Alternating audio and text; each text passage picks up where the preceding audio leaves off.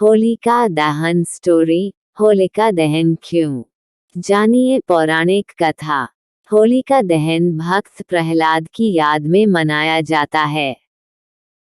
भगवान श्री कृष्ण के काल में इस त्योहार से रंग जुड़ गया और इसे उत्सव की तरह मनाया जाने लगा।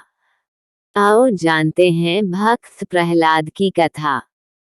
एक बार असुरराज हिरण्यकशिपु विजय प्राप्ति के लिए तपस्या में लीन था। मौका देखकर देवताओं ने उसके राज्य पर कब्जा कर लिया। उसकी गर्भवती पत्नी को ब्रह्मर्षि नारद अपने आश्रम में ले आए। वे उसे प्रतिदिन धर्म और विष्णु महिमा के बारे में बताते। यह ज्ञान गर्भ में पल रहे पुत्र प्रहलाद ने भी प्राप्त किया।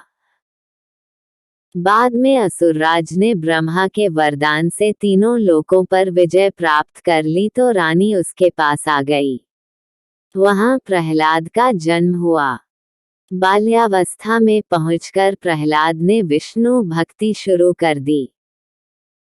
इससे क्रोधित होकर हिरण्यकशिपु ने अपने गुरु को बुलाकर कहा कि ऐसा कुछ करो कि यह विष्णु का नाम रटना बंद कर दे। गुरु ने बहुत कोशिश की किंतु वे असफल रहे। तब असुरराज ने अपने पुत्र की हत्या का आदेश दे दिया। उसे विष दिया गया, उस पर तलवार से प्रहार किया गया, विषधरों के सामने छोड़ा गया, हाथियों के पैरों तले कुचलवाना चाहा, पर्वत से नीचे फिंकवाया, लेकिन ईश कृपा से प्रहलाद का बाल भी बांका नहीं हुआ। तब हिरण्यकशिपु ने अपनी बहन होलिका को बुलाकर कहा कि तुम प्रहलाद को लेकर अग्नि में बैठ जाओ, जिससे वह जलकर भस्म हो जाए। होलिका को वरदान था कि उसे अग्नि तब तक कभी हानि नहीं पहुंचाएगी, जब तक कि वह किसी सद्वृत्ति वाले मानव का अहित करने की न सोचे। अपने भाई की बात को मानकर होलिका भतीजे प्रहलाद को गोदी में लेकर अग्नि में बैठ गई।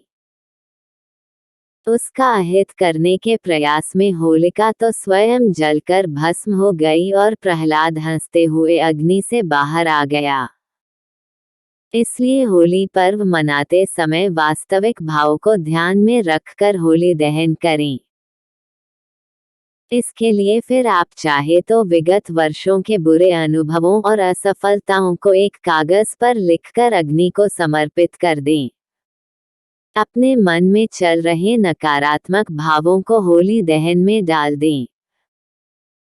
तभी आप भी सकारात्मकता सोच से आगे बढ़ते हुए प्रहलाद की तरह ईश कृपा के पात्र बन जाएंगे।